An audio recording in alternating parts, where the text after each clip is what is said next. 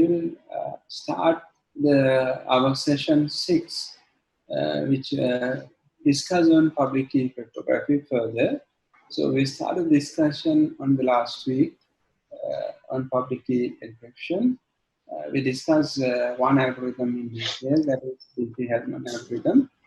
And today we will discuss the other two algorithms in detail, that is RSA and elliptic curve. After that, we do some practical activities.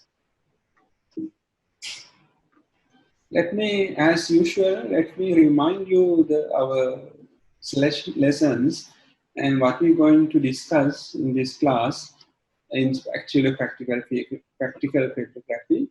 So usually cryptography divided into two categories, I said, symmetric and asymmetric encryption.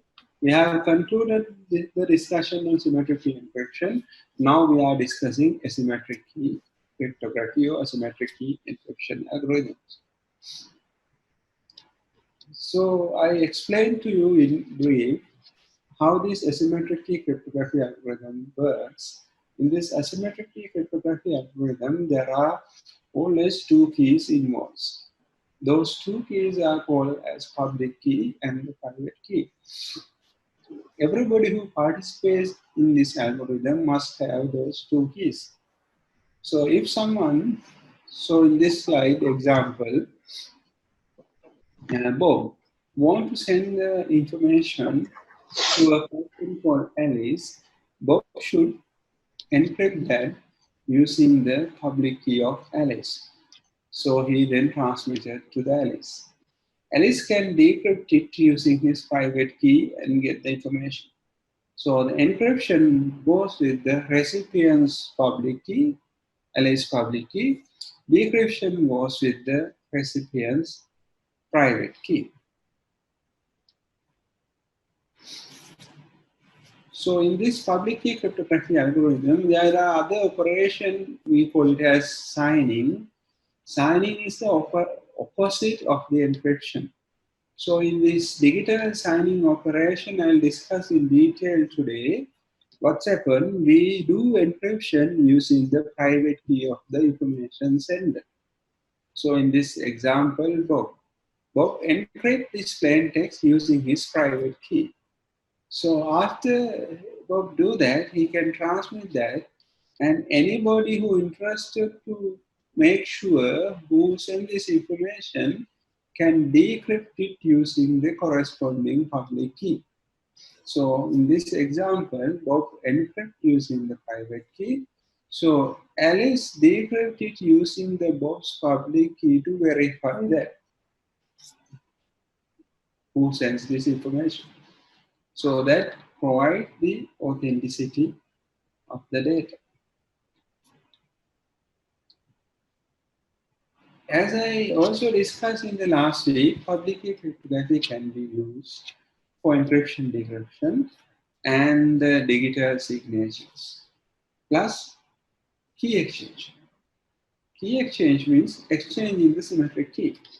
In the symmetric key system, you know, there is a problem of what we call it as key distribution. So any party can create a symmetric key to encrypt the data. So, but that party cannot send that symmetric key through the network. Then anyone can take it. So then we use public key system to exchange those symmetric keys. That's called as key exchange. So three applications of public key cryptography are encryption, decryption, digital signatures, and key exchange. I mentioned that there are three public key cryptography algorithms in the world. So the first one invented is called Diffie-Hellman algorithm, DH algorithm. It mainly used for key exchange. It's based on the problem called decreased degree logarithm problem.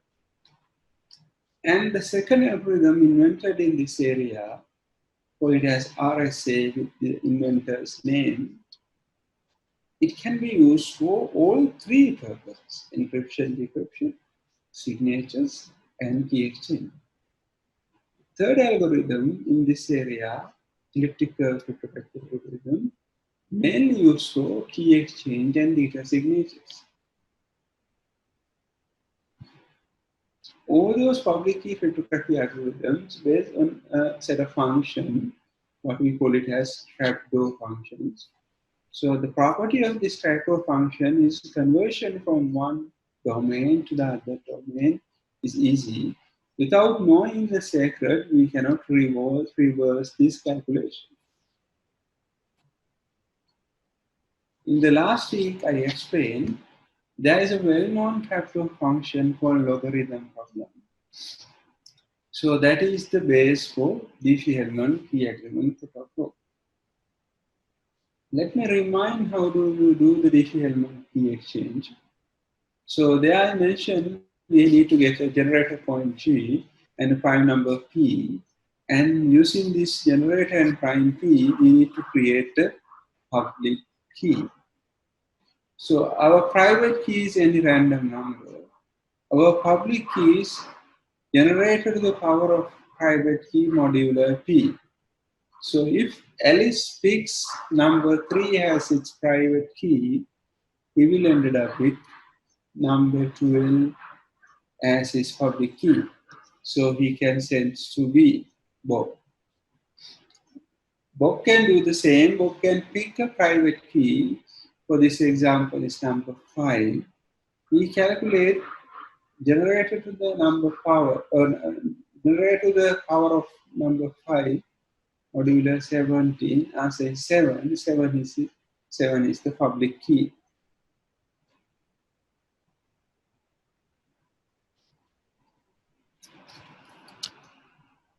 So Bob sent this public key 7 to Alice. So then Alice can compute the key using this equation, that is recipient's public key to the power of his private key. Recipient's public key is 7, 7 to the power of his private key, 3 modulo 17, answer is 3. So the Bob can also do the same. Bob can calculate recipient's public key, in this Bob case that is 12, 12 to the power of 5 modulo 17, the answer is 3. So that means both parties end up with the same key, called number 3. So that's how Diffie-Hellman public key encryption algorithm works. So this key algorithm is vulnerable to the man-in-the-middle attack because somebody at the middle can force A and B to create keys with them. So then he can listen to the communication. So in order to overcome this man-in-the-middle attack, there are simple solutions to that. That actually to exchange those public keys after digital signing. So I'll explain those methods later on. Unless this man-in-the-middle attack, Diffie-Hellman key agreement works fine with any 2 points.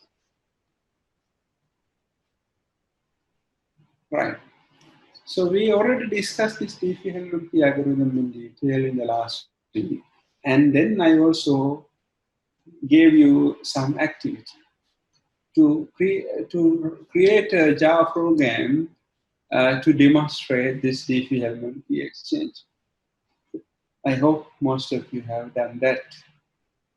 Now the main focus today is to discuss RSA Public Key Cryptography algorithm. So I started the discussion on RSA by explaining how do you create prime numbers. Because the base of the RSA algorithm are prime numbers. In order to create RSA public-private keys, we have to create prime numbers. So in the key generation algorithm says, first of all, we need to create 2 prime numbers called P and Q. Those numbers are huge numbers. If we want to create huge prime numbers, we are using statistical methods.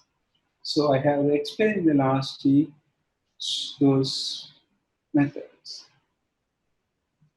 So using the statistical way in the RSA, we create 2 big prime numbers whole as P and Q. And we multiply these prime numbers together to get a multiplication that is called N. So if P and Q is 100 digits numbers, our N is actually 200 digits number. So after that, we need to select another integer E relatively prime to P minus 1, Q minus 1. Relatively prime means these two numbers should not have common factors rather than 1. So best way to do that is to select a prime number E which is less than a number P minus 1, Q minus 1. So in that means we have to generate another prime E which is less than to this. So this E considered as a public key of the system together with this N. Then in order to get a private key, we need to find a D such that it satisfies this equation. So equation is E multiply D modular P minus 1 multiply Q minus 1 equal 1. So that means we need to find a D which satisfy this calculation. That means we need to find we found the E and then we need to generate a D. So after we multiply E and D and take the modulo of this, answer should be 1. These three great mathematicians has proved. So if you can find such E and D, these two equations are correct. So that's what they have proved. So what are these two equations? The first equation here is called encryption equation, and the second equation here is called decryption equation. The encryption equation says any plain text to the power of public key, power of E, modular N will create the ciphertext C. So for example, if you want to encrypt, let's say, capital A, so that is axis 65. So then we need to calculate 65 to the power of E mod N. So our answer is ciphertext C. So that is encryption. So then in order to do the decryption, we have to calculate ciphertext to the power of D. Ciphertext to the power of D, that is ciphertext to the private key modular N. So we should get back the plain text P.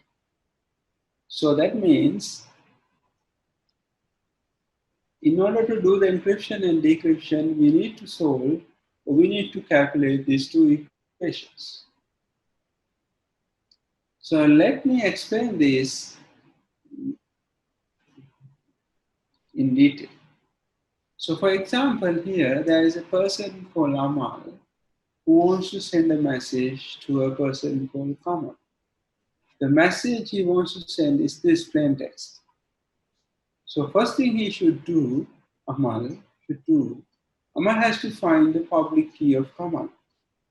Obviously, the Kamal should generate the public-private keys, and Kamal should keep his private key in his machine and publish his public key into some directory server or to the internet or whatever server.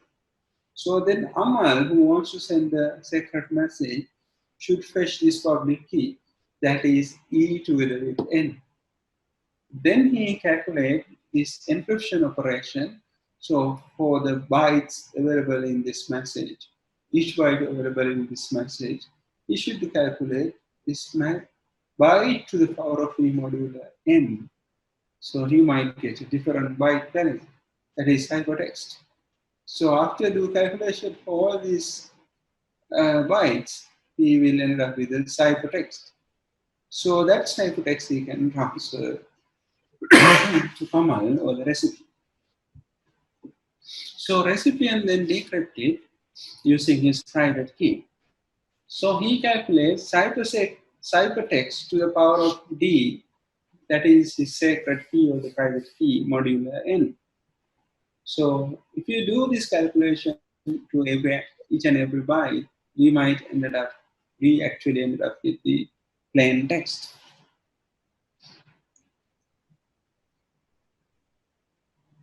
Let me take real numbers as example, some integers as example numbers, and explain this algorithm further.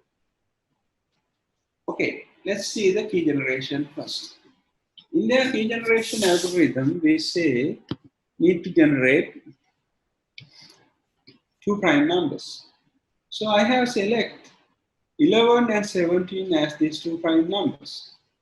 So then next step in the key generation, I need to multiply these two numbers together to get n. So multiplication of P and Q, that is 11 and 17 is 187. So my n is 187.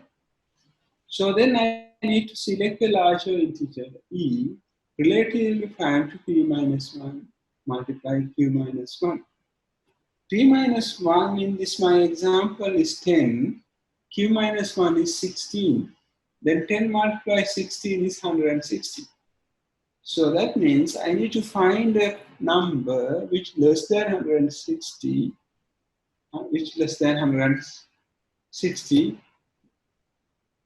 This number should relatively prime to 160. The simple way to do that, find that number, is to generate a prime number which is less than 160. Any prime number may not have common factors with any other number except 1. So if you generate a prime number here, for example, 7, so the 7 is definitely relatively prime to 160. So here in this example, we pick 7 as our E. Then we need to find the D, which satisfies this given equation. E multiply D modular P minus 1 multiply Q equal to V1. So my example E is 7, D is 23. 23 multiplies 7 is 161.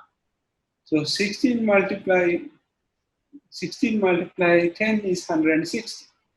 161 modulo 160 is 1. So then this my E and D satisfy the RSA key generation equation. So E and D can use as my public and private key. E will consider as my public key and D is considered as my private key. The N is common to these two keys. So this is then my encryption equation, and this one is my decryption equation. So with this example, we know now recipient knows his private key. It's a sacred key, and this key never leaves the recipient's machine. So my example, that recipient's private key is 23, together with public key, together with N. N is 187. Then I should send my public key to the sender. So the sender knows my public key. Here in this example, my public key, that is E, is 7, together with N. My N is 187. So then here my private key, 2387. My public key, 787. 187 is common for public and private key both. This is common number for private and public key both. Right. Now in this system, we need to generate a ciphertext. So assume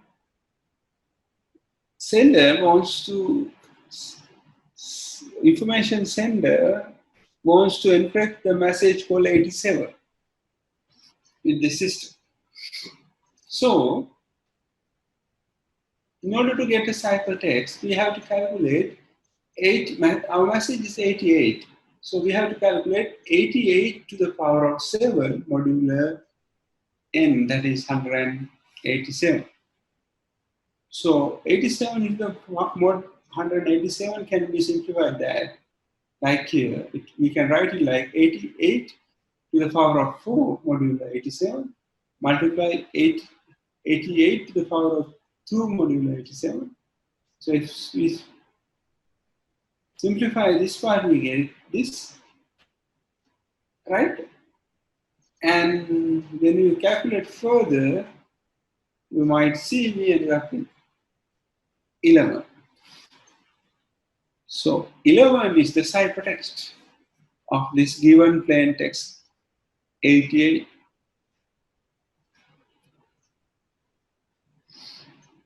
Right. Now, recipients received my ciphertext for encrypted message. That is, for example, here is 11.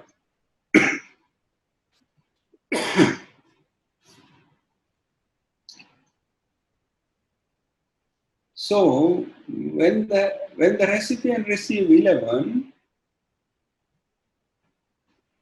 he has to calculate his decryption equation. So his decryption equation is ciphertext to the power of the private key modular n. So our ciphertext is 11, private key is 23. We calculate 11 to the 23 modulo 87, 187. Then 11 to the 11 to the private key, that is 11 to the 23, can simplify like that. We can write it is equal to this. So when after you calculate the answer for each and every part, we may ended up with this. So if you're interested, you can simplify these equations further, and you must get 88 back. That means you must get our ciphertext back. That's how we're going to decrypt the information.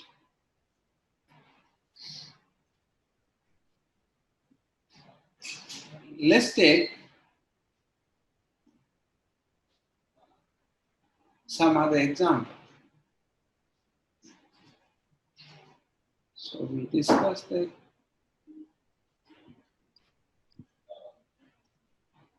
In this example, there is a person, Kamal. He picked two numbers, prime numbers, P and Q, that is 5 and 11. So our n becomes 55. And then he picked E.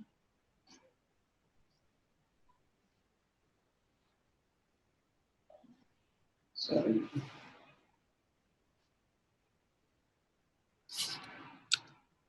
Then he picked E and D 327. Satisfy this. So his public key is 355. Amal's private key is 2755. 2755. Now assume Amal has message 13 to be sent to Kamal. So Amal then has to encrypt it using the commas. Amal has to send the message M13 to be Kamal. Then Amal has to encrypt that message. That, in other words, Amal has to create the encryption. So the encryption is message to the power of public key modular n. Message is 13, power of 3, mod n is 55 in this example. So we will get back, we will get 53. 53 is the ciphertext of message 13. So he can sense that ciphertext 52 to Kamal. Kamal received the ciphertext 52 from Amal, and he wants to then decrypt. In order to decrypt, he needs to access his private key. My example, it is 27. So we calculate ciphertext to the power of private key, that is 27 modular n, that is 55. So maybe using a calculator, you can try to calculate this. So you may clearly see we ended up with 13.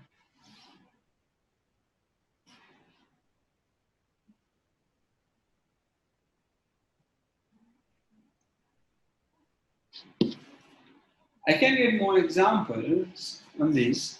Let's take this, my third example.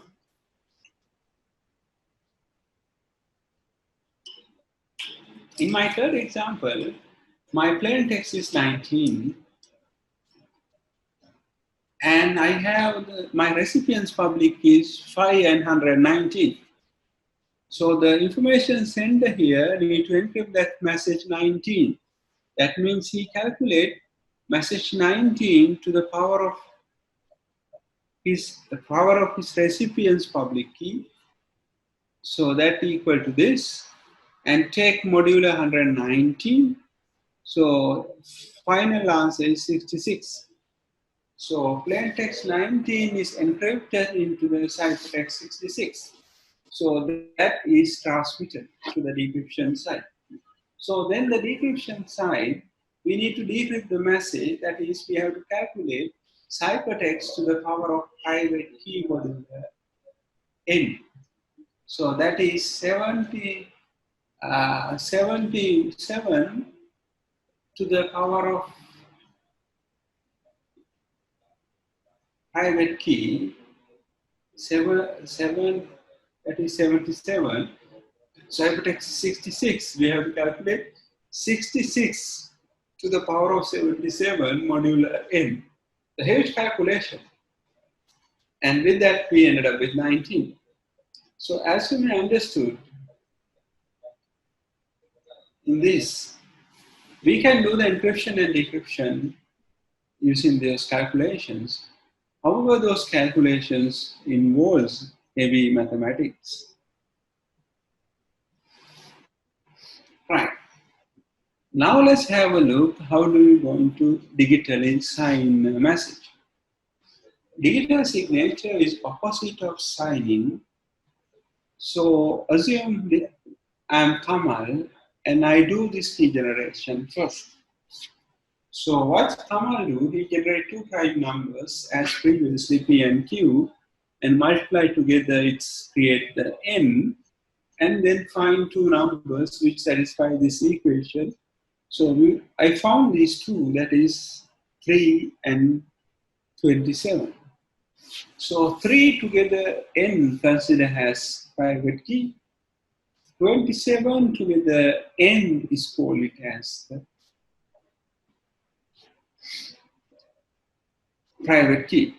3 is a public key, 27 is a private key.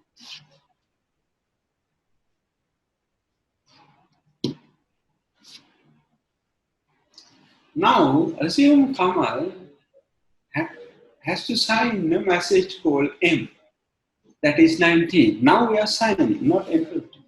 So there is a message called 19 to be signed by Kamal. For that, Kamal has to use his private key. His private key is 27. So then Kamal has to calculate message 19 to the power of 27 modulo n. So after you calculate that, you might notice you will end up with 24. 24 is the signature of this message. So then Kamal can transmit message 19 with the signature to the recipients. So recipients can verify that. How do you verify? He knows the message M, and he also knows the signature S, that is 24. So he has to calculate signature S is 24 to the power of his private key, power of the public key modulo n. So then, if you do this calculation, we should end up with message 19, same message. So that means we can use this RSA to create the signature. How do we verify the signature? In order to verify the signature, let's say some party called Nimal is going to verify the signature. Nimal should receive message and signature pair.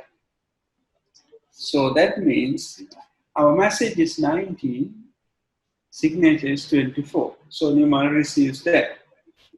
So then Nimal need to verify the signature. So message signature is created by the person Amal. So then Nimal has to find the public key of Amal using some method. So which method is available for that, we will discuss later on. So then signature verification, Nimal needs to do this calculation. What is that?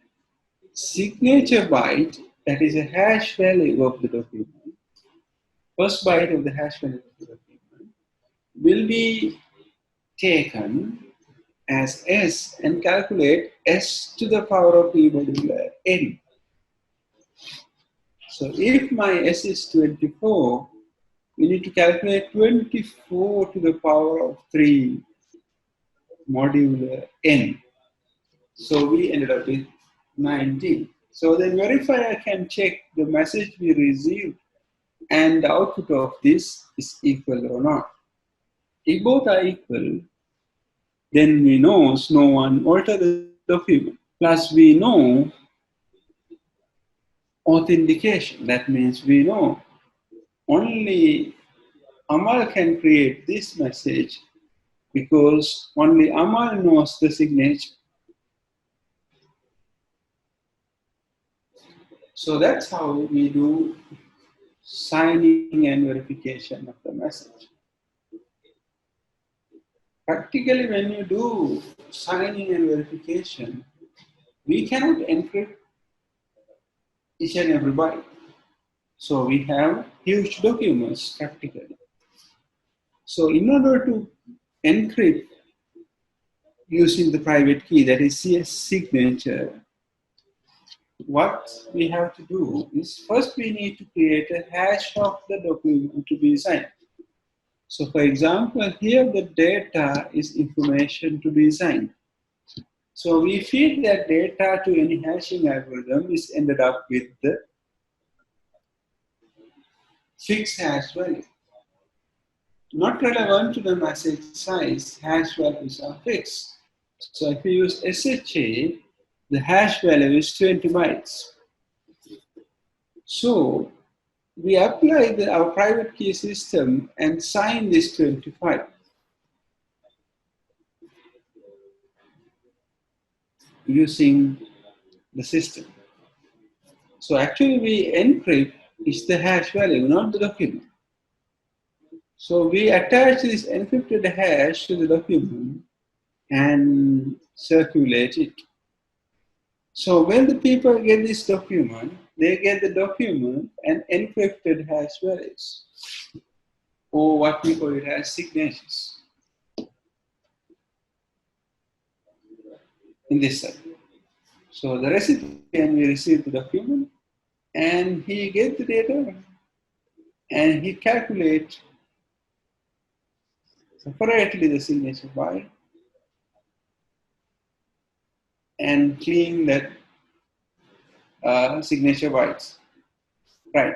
So then recipient receives document and the signature bytes.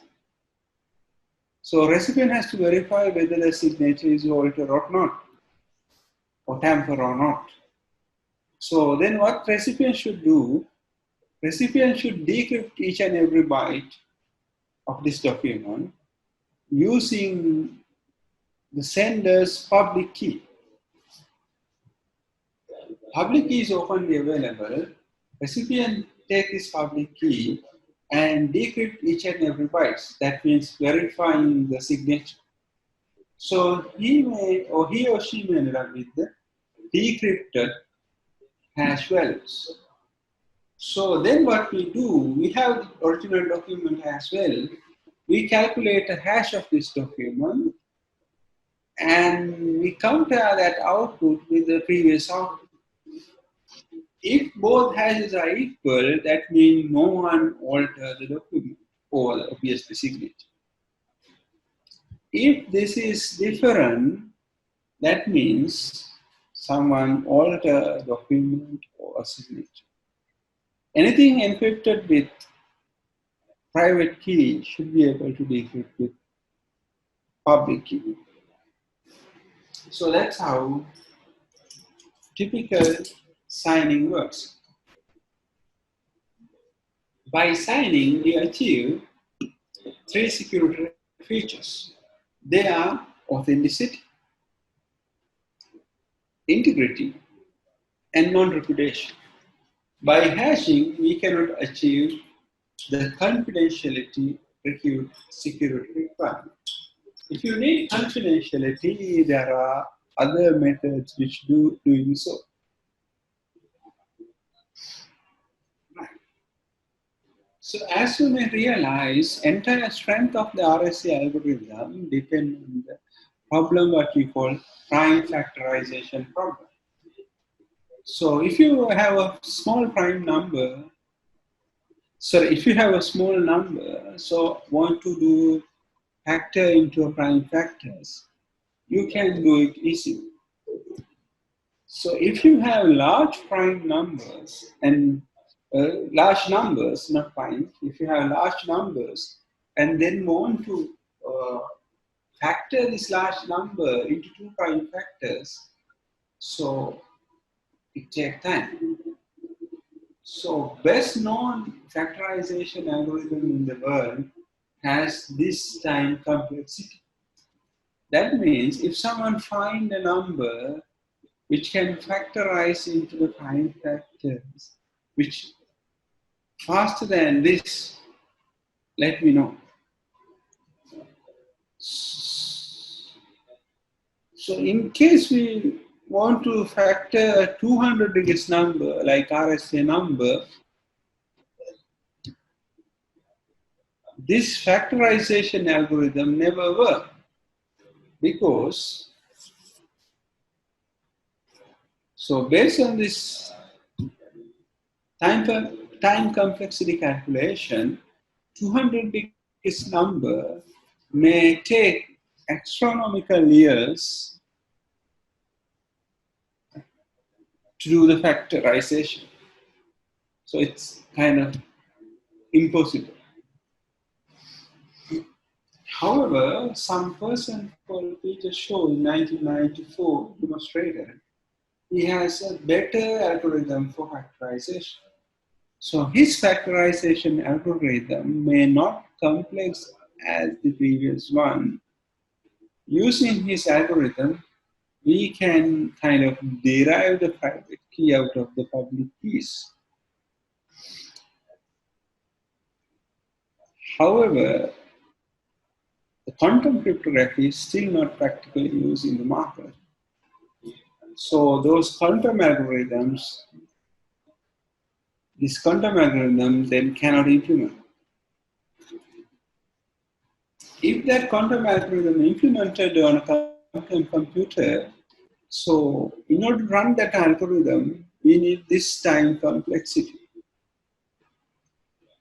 So in that means if quantum computer is built, we cannot use RSA algorithm anymore. Because if someone chose to factor two numbers, so that is the strength of RSA algorithm. And by factoring these two numbers, since public key is publicly available, using the knowledge gained from the factorization, we can derive the private key. After that, so our private keys are not safe, so we cannot use it in our day-to-day activities. Right. So before I move on to the elliptic curve cryptography, I want to roughly show you how do you create signatures and verify the signatures in the primitive levels. So if you want to do this signature creation and verification, so first of all, you need to create key pairs. Then you need to digitally sign any documents you want to distribute through that private key. So then you need to create the signature. So the other signature verification side, the same thing happens. So verifier should obtain the public key of recipient.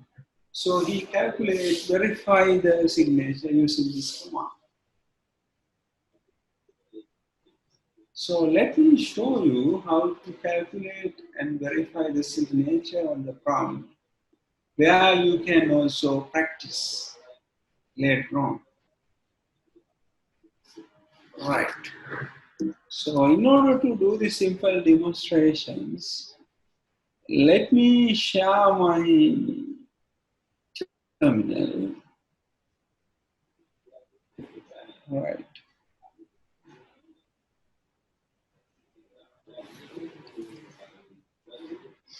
Okay. So in the terminal, I go to some directory, let's say where am I?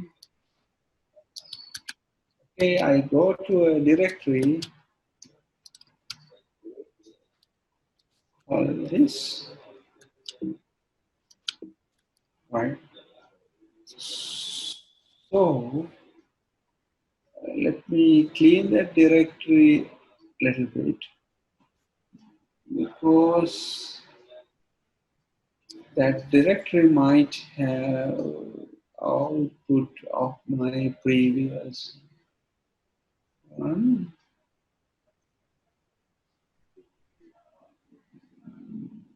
Give me a minute.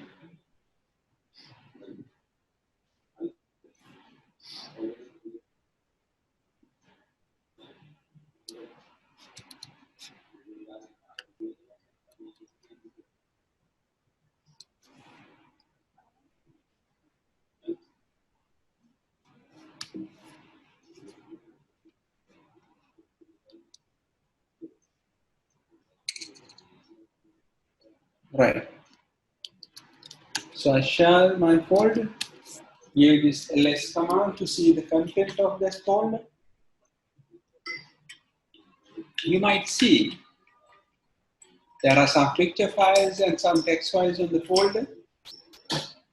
So in this folder, now I'm going to, using OpenSSL, I am going to create the public-private key pairs. So in order to create that key pair, I use OpenSSL.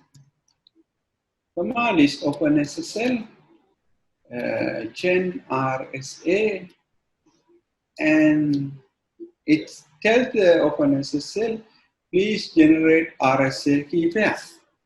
Please generate RSA key pair, gen RSA, and that key pair, please save in this output file.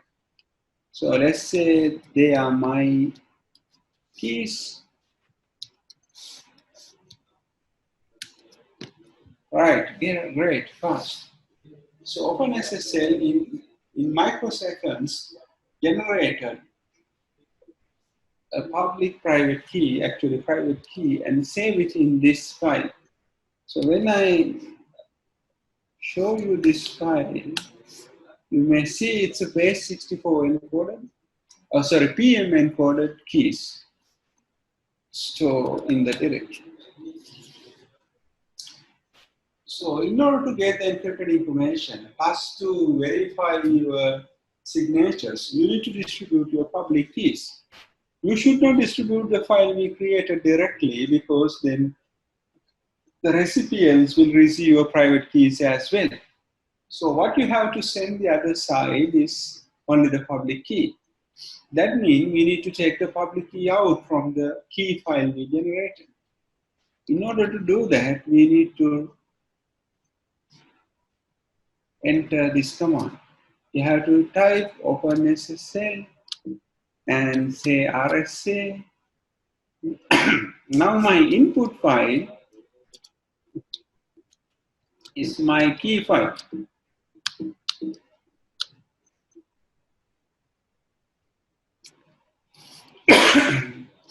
Then my output is called about. Sorry. So I say, let's see, I type, I created the keys. So this is my key in the folder. So I type open SSL, then RSA. My input file is my keys, and say public key out. Minus pub out is public key out. So then this is my public key. It's just create. So if you want to save that public key into the file, we can use Linux redirect command, Unix redirect command like that, and write it to a file called my pub keys. So when you see the folder now, it has now my public private keys and my public keys. Right. How do you sign the document now?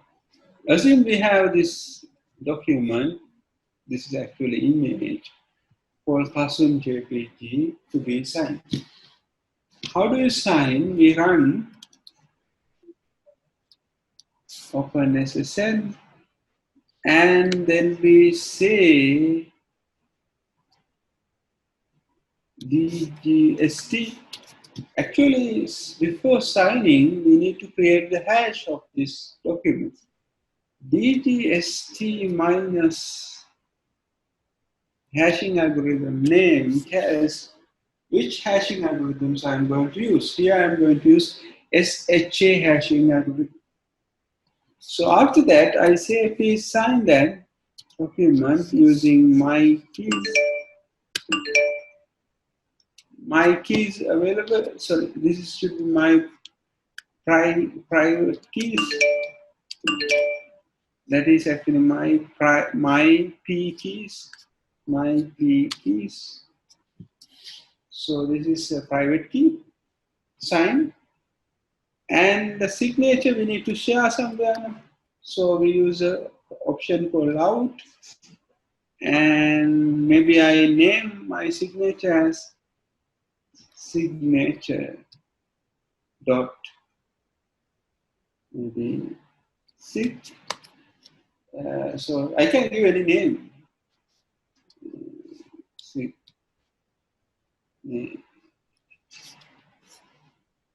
Right? So that file, signature will save in this file.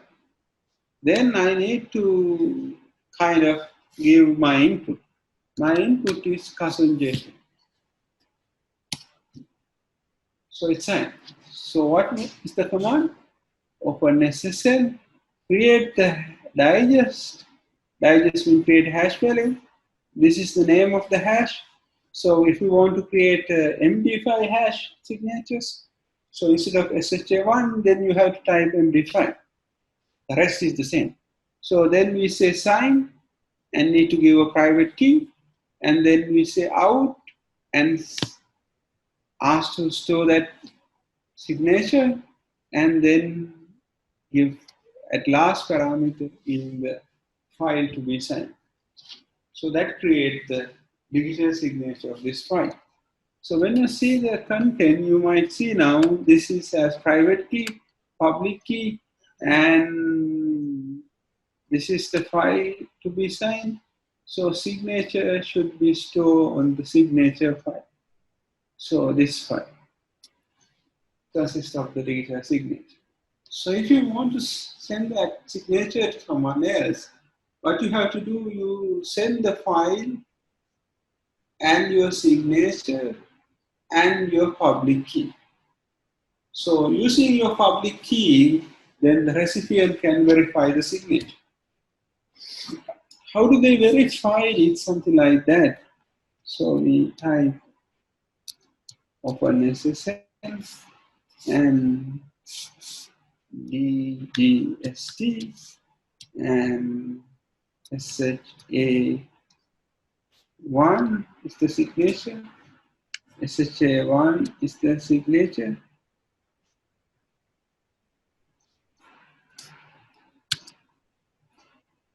And after that, so we need to type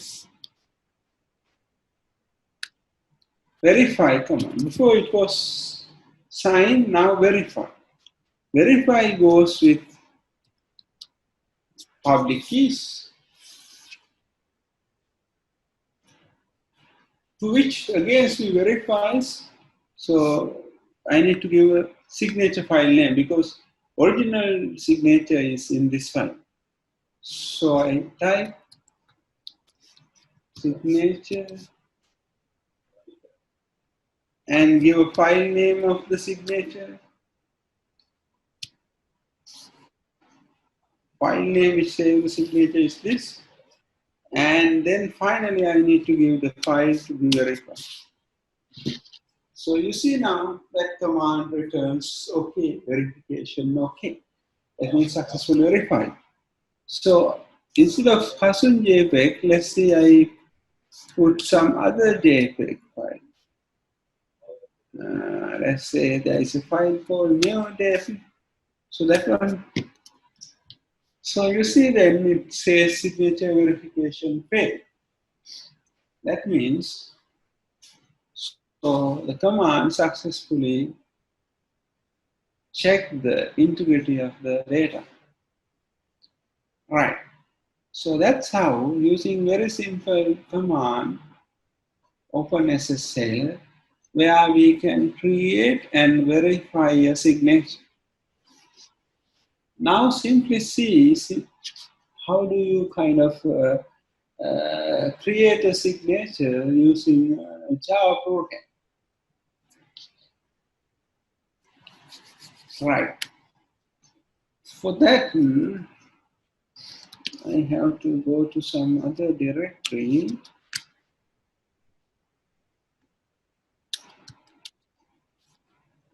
Which has some of my Java examples.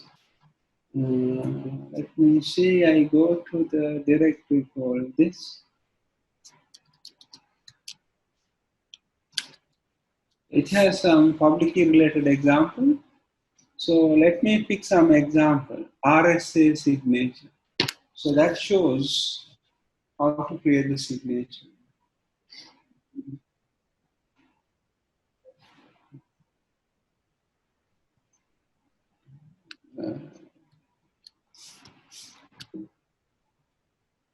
Maybe I will take the other example, signature.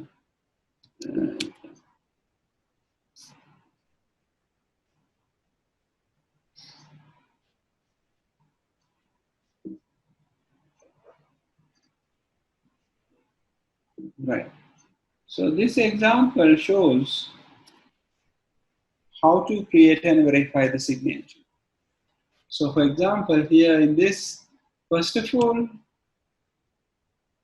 this simple Java program which uses a few classes. So this is a class to generate public-private key pair, these two classes, and this is to create standard numbers, and this class handles the digital signature process. Okay, so what you do, first of all, we need to get the object of key pair generator. So the object we want to use is, algorithm we want to use is RSA. So with this key generator class, we ended up with the key generator called keychain. Then we have to initialize this key generator with a key size and using 1024 key size and the random number. So after that, using this generate key pair method, I create a key pair. That means public-private keys. So that concludes the key generation. So then we need to get the signing. In order to signing, we need to get the signature object using this signature class. When you call the signature get instance method to get the correct algorithm for signature calculation, we need to give a signature algorithm names in the get instance method. So you see in this highlighted part, there are two algorithms it mentioned. It says SHA1 with RSA. That means, so we get the signature object, it use a SHA1 algorithm as hashing algorithm and RSA as public key algorithm. So after that, we ended up with the object called signature. So then we need to initialize this signature object to be signed. So in the signing operation, we need to get the private key. So from here, we create a key pair. From that key pair, we get the private key out and initialize the signature object. So then this is the message to be signed. And this message, we get the bytes out of this message and call the method update available in the signature class. Method update will update the data into the signature calculation. Then we need to call the method called sign. So signature.sign method returns me the digital signature of this message given. So this is how we create the signature. Then how do we verify the signature? So actually creation and the verification of the signatures to be in two separate files, should be in two separate files. Simplicity, I do both in the same file. So here the process of signature verification. So in order to verify the signature, we need to initialize the signature object in the verification mode using the command called initVerify. So verification of the signature goes with the public key. Since I have access to key pair in this program, I get the public key out from this key pair and then initialize it for verification. Assume this is the message I receive at the recipient end for the verification. So I update this message to the signature object using this update command. So signature object only take bytes. So since this is string, I convert to the byte and update using update method to the signature object. So after that, verification is really simple. So if you want to verify, then what you should do, you call signature.verify method. Signature.verify methods take the signature byte, original signature byte here as input. So then verify method, what it do, it take this signature byte and we are already updated the message. Then he calculate the hash value of this message and then decrypt the signature bytes and compare these two hashes together. If they are verified, this method will return true. If it is not verified, this method returns false. Right?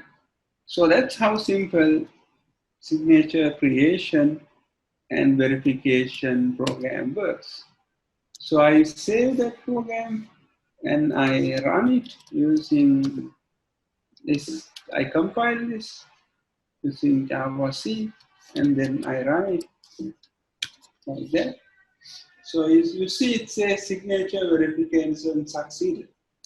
So now let me open this program back and change my message. So for example, we calculate the signature of this message sorry, we calculate the signature of the message called hello, hello, here. This is initialize, this is creation. Creation, hello, Hasun, how are you? And it has a question mark at the end. Assume now we don't have this question mark. So this question mark has dropped during the transmission. So if so, we compile and run this program, you might see it's clearly detect that alteration and won't be saying signature verification failed because we don't receive the same message. So simplicity, I wrote this signature creation and verification algorithm, both methods on the same program, but practically there should be two separate programs.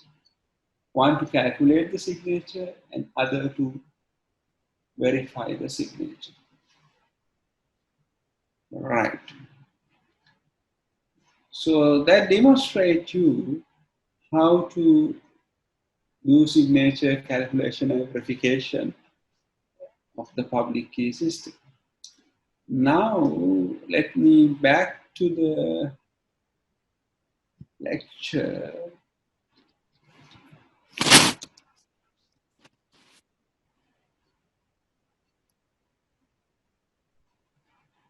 So we discuss this.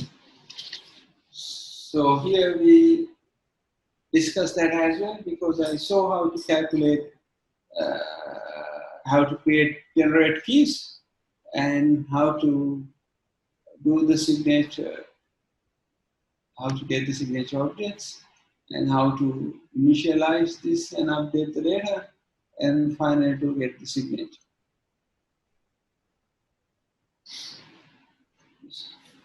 So in the signature verification, we also do the same. So we get the same type of object, SHA1 with the signature. So here I'm using a signature algorithm called RSA, and it initializes using the public key and then call the verification method. Right. This last part of this lecture, I would like to discuss elliptical cryptographic algorithm. Elliptical cryptographic algorithm co-founded by two parties, two persons independently in somewhere around 1985. So that algorithms are widely adapted in the area of cryptography from 2005. So elliptical cryptographic systems are much better than RSA and much efficient, and works based on a set of geographical curves, what we call it as elliptic curves. Even though we call these curves as elliptic curves, they are not like ellipse. So there are some curve equations which works like ellipse, but most of them are not like ellipse.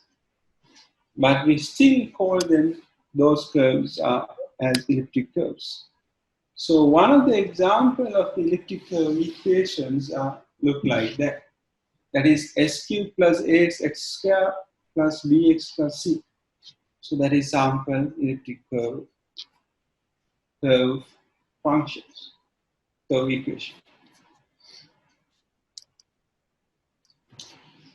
So when you visually look at such elliptic curves, so they may look like that. We might have different such curves. Maybe 1,000 equations are available, 1,000 curves are available. But we are not using all curves in public key cryptography. Researchers have selected few of those curves in order to be used on public key encryption. I will discuss those curves in a minute. Elliptic curves used for so many other applications as well in the physics and mathematical domain. When you use elliptic curves in the cryptographic domains, we call it as elliptic curve cryptographic system. As I mentioned, those ECC or elliptic curve cryptographic systems are much efficient comparing to the RSA. Elliptic curve functions can be defined on top of real numbers, or finite fields, or prime field, prime finite fields, and so on. Most of these elliptic curve cryptographic algorithms, they are implemented in prime fields or binary prime fields. In the elliptic curve systems, obviously for elliptic curve cryptography, we define two primitive operations. So those operations are called as point addition and point multiplication. So how this point addition defined in this way? So assume this is our curve and we want to add 2 points. We want to add 2 points called as P and Q. Here, 2 points call it as P and Q. If you want to add these 2 points on the curve, so that's how we define this point addition. So point addition says we have to draw a straight line through these 2 points we want to add. So this straight line may intersect the curve. So the point the straight line intersect the curve is call it as minus R. So we take the reflection of this minus R onto the y-axis, then we get a point called plus R or the R. So in the point addition, that is P and Q is equal to this R or point R. So that's how we define point addition P and Q. So for example, if you want to add point R to the point P, similarly we do a line between point R and P, and it will intersect curve somewhere, and we do the same thing, repeat the same thing. So like that, we can add any 2 points any number of times. So then there is another important operation on elliptic curve cryptography called point doubling. How do you define point doubling? Is something like that. If you want to double the point P on the curve, first of all, we need to draw a straight line, tangent straight line to the point P. So this tangent line will intersect the curve in some point. So that point, call it as minus R. So again, we take the reflection on the x-axis. So we ended up with the point called plus R. So then the 2P, 2 times P on the elliptic curve is equal to this plus R. So there are 2 primitive operations we define on the elliptic curve. One is point addition. So you know geometrically how do you do this point addition. So then the other operation defined on the elliptic curve is point doubling.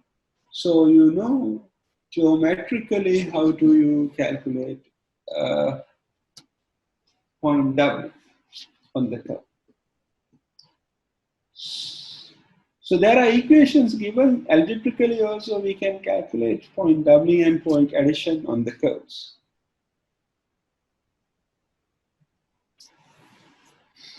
If you want to multiply a point by a d number of times, how do you do that? So that is called scalar multiplication. So for example, if there is a point P on the curve, you know how to get the 2P, that is point W. So how do you get dP? That is d number of P's. D number of P's equal to d plus d plus d plus times P. Sorry, P plus P plus P plus times D. So P is the point. So we add point P d number of times, so that is called dP. So using the operations we know, what we call it as point doubling and point addition, we can simplify this. So for example, let's say we want to compute 17P on the curve. What we know is to do 2P, and we know add P to another point. So then how do you define that 17P? 17P can get like that. So we take 2P, we double it back, then we get 2P. So we double it back and get 2P, double it back and 2P. Like we double P 1, 2, 3, 4 times. So when you double a point one after the other 4 times, we ended up with 16P. So what we need is actually 17P. So that means after we do all this point doubling, we need to add a point P again to that answer. So then 17P is equal to this. So that is what we call scalar multiplication. We can get any integer times point P. Using this method, we only use doubling and addition to get that. So why we learn those things? Because we need those things to develop an elliptic curve cryptographic system. So in the elliptic curve, basically we have an elliptic curve key exchange system that call it as ECDH, elliptic curve Diffie-Hellman key exchange. And using the elliptic curve cryptography, we can build the digital signature scheme that call it as elliptic curve DSA, elliptic curve digital signature algorithm. In other words, elliptic curve key exchange and digital signatures are the two standard methods which we heavily use nowadays. With the elliptic curve, there is a possibility of doing encryption and decryption directly in the elliptic curve, but we are doing it. Yeah, it's not common. We are not do it usually. We heavily do is elliptic curve key exchange, and we also do elliptic curve signatures.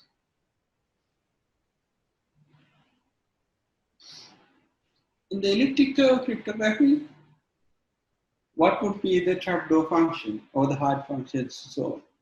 So you know, in the Diffie-Hellman public key cryptography, logarithm problem is the strength or the hard problem to be solved. So if in this Diffie-Hellman, we have a generator point called G, and we create a small integer or the number called private key K, and then we calculate generator point to the K modular P, and we get back the ciphertext X. So in the Diffie-Hellman system. Similar to that, in the elliptic curve system, so this is our public key creation algorithm. The key is any integer, random integer, so that considered as a private key. So A is a generator point here again, similar to Diffie-Hellman. So we get the private key K and calculate Ka, that is K times A on the curve. So that equals to A plus A plus A plus A K times. So the answer we get it after that, it's a point called B. So that is the public key of this elliptic curve cryptography. Private key of the elliptic curve cryptography is the simple, small k. So it's almost similar to the Diffie-Hellman. So, but the strength of the algorithm is different. Here, based on the decreased logarithm, here is different. So, in the elliptic curve cryptographic system, how do you generate key? So, first of all, we need to create n. That is, we have to select a curve with n number of points kind of available. So then we generate a random number called d, which is less than this n, or which you can say set of this in this set of this number range, a number called d. So this number d is the private key of the system. Number d is the private key of the system. So in order to get the public key, we need to calculate d times p. P is a generator point. So it's a common, everybody knows. We calculate d times p. So when you calculate d times p, you ended up with a number called q. So this number q is public key of this elliptic curve system. Point q is a public key of this elliptic curve system. Number d is the private key of this elliptic curve system. So we can keep sacred. We can keep sacred d and q. It's our key pair. We can keep a sacred as d. That is our private key. And we can publish point q. That is our public key in the elliptic curve cryptography.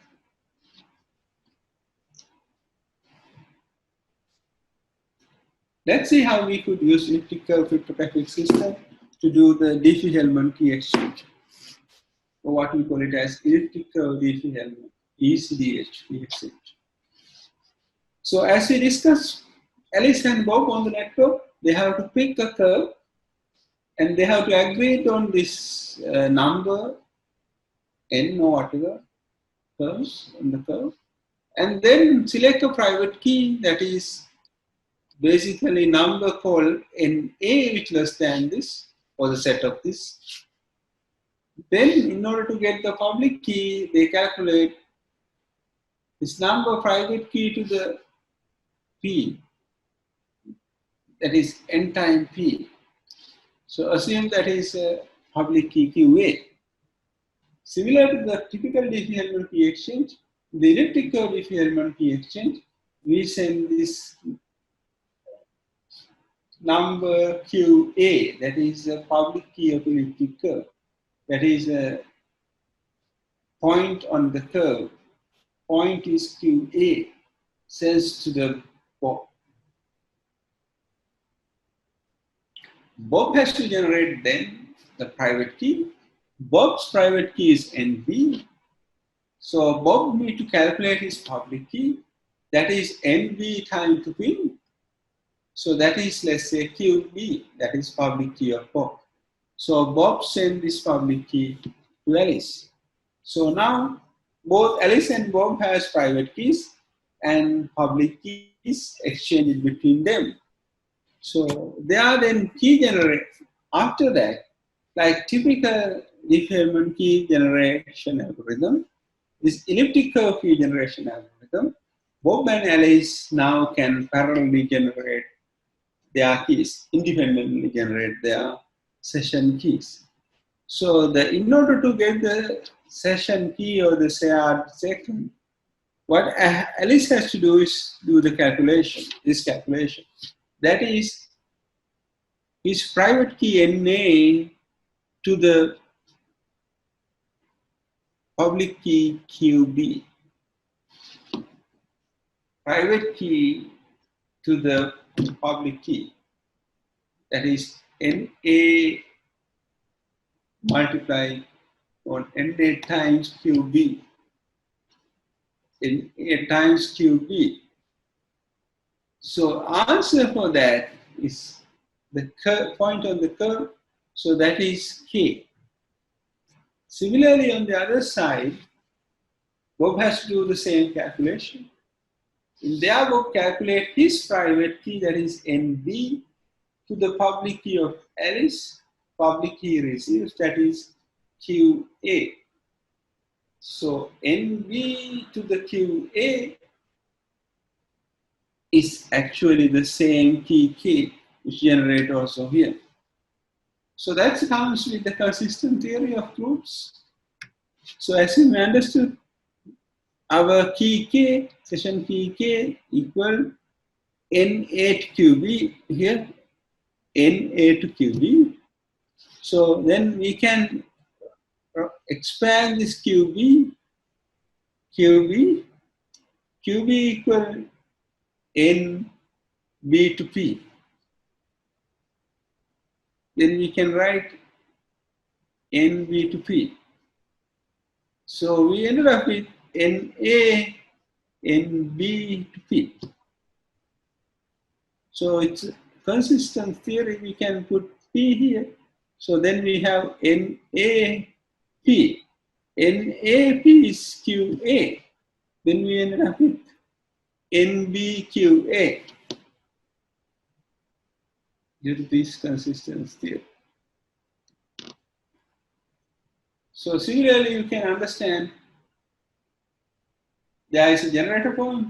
Using that, we can generate a public key. That is also a point on the curve. And similarly, both parties do that and exchange those points on the curves. That is for Q and QB, public keys each other. So after that, these two parties can independently derive their session keys. That is called elliptic curve Diffie-Hellman key exchange algorithm. So as the typical Diffie-Hellman key exchange algorithm, ECDH algorithm also vulnerable to the man-in-the-middle attack. That means somebody at the middle can force these two parties to create the keys with this middleman. So then middleman relays communication in each other after recording it. So we will learn later on how do we overcome this man-in-the-middle attack in type of this elliptic key exchange. Let's take now some numbers and try to experience ECDH algorithms, elliptic curve Diffie-Hellman algorithm. So let's take some example. So for the example, I pick a simple elliptic curve to demonstrate it. The elliptic curve I pick for the demonstration is S cubed plus 2x plus 2. So that is elliptic curve. So y square equal to S cubed plus 2x plus 2 is my elliptic curve. Obviously, these two parties who use that curve need to agree on that. And then we need to pick the generator point, that is P or whatever G on the curve. So I have picked a point on the curve called phi 1. Then using the cryptographic method or algebraic method, we can get the values for 2G, 3G, 4G, and so on. So this is the 2G value. Somebody has calculated that values for us. So I am not going to calculate. So I have put all these values which are useful for my explanation. So for example, if I want to get 3G, then so I have to calculate 2G plus G. 2G, I know the point here, G I know, 2G point I know, 6 and 3. Then I add G, that is 5 and 1, 6 and 3, then I get another point here. Like that, I can simplify and calculate all the doubling values. So when you do this point doubling, so sometimes after some rounds, we may end up with the 0. That is, we may end up with what we call it as infinite point. So for example, if the curve is something like that, if you have 2 points parallel to the y-axis, and we cannot get point addition, it is infinite, because if P and Q point addition, if you want to get it, so we have to draw a straight line between P and Q and take the intersection of this line and get the inverse of that. So that is how addition defined. If you draw a straight line in between point P and Q, if that straight line is parallel to the y-axis, then we may not end up with the intersection point on the curve. So if you go into such situation, what we call it as infinite, that means after that, in this particular curve, with this generator point, after this 19G, we cannot generate any points using point addition. So that is kind of all. So these are the values of the points which might be useful in to the next slide. Okay, so this next slide shows elliptic curve Diffie-Hellman example. So we have the curve here, and we have this generator point, and this n is public. So Alice picked the number, this elliptic curve cryptography. Number is x, that is equal to 9. So then Alice has to calculate his public key, that is actually 9G, D times P, or D times this generator point. So in this example, D times G, that is 9G. So by looking at the pre-calculated values on the previous slide, you might see 9G is the point called 76.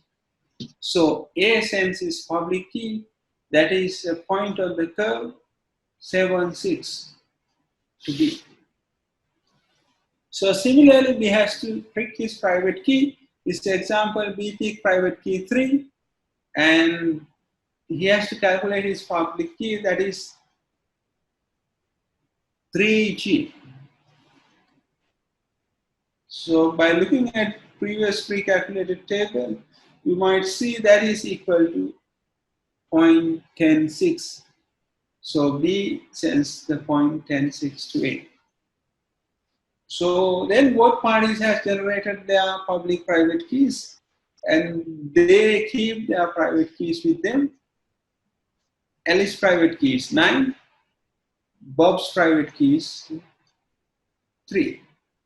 And Alice and Bob independently generated their public keys. Alice's public key is 7 and 6.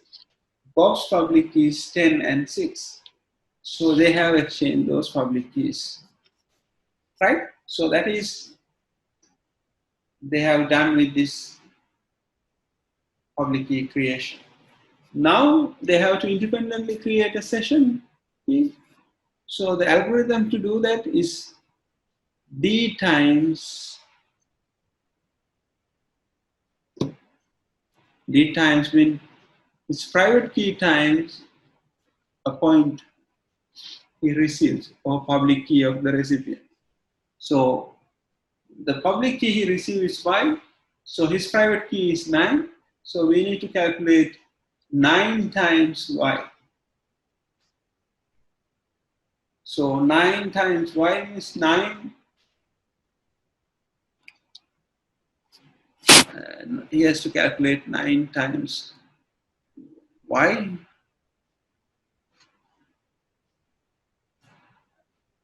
That means, let me, sorry.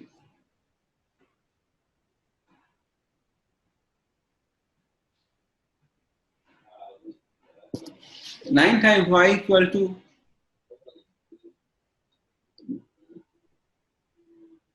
y is equal to 3g, no? So 9 times 3g, then it's actually 27g. So after get modular by 19, it's actually 8g. So we can look at the precalculated table for the point 8g. You may see that is equal to 13.7. Similarly, Bob can calculate his private key to the times of public key of the recipient, that is x, 3 times x. So x is equal to 9g. So then it equals 27g. So it's similar to 8g back. And then the point is 13.7. So you can see it's exactly kind of similar way to the typical Diffie-Hellman key exchange. Instead of a number here, we ended up with points. So we can map those points to the numbers and back and forth. So there are some algorithms available for those mapping points here and there. And there are standard curves available, not like these simple curves. The standard curves are much complicated. As I mentioned, elliptical cryptography can also be used for digital signatures. So the algorithm which used for calculating the digital signature of the elliptical and verification of the elliptical has given here. So since it's a little complicated, I'm not going into detail of that. In the final part, I want to compare the strength of this elliptical cryptography with other public key cryptography algorithms which we discussed so far.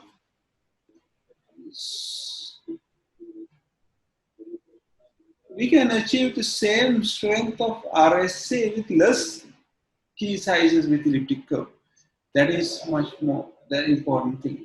So for example, right now we recommend to use AES 256 algorithms. 256 AES, that is key size is 256 bits. So if we want to get the strength of that, we need to have 15,360 bit RSA keys. So, but in the elliptic curve system, we only need 512 bit keys. So that is one of the advantages of elliptic curve encryption, is less key sizes. Similarly, in the elliptic curves, we define two operations, that is add and doubling. So using these two operations, we could do any calculations. So this perform-wise elliptic curve is also much better comparing to the RSA cryptographic system.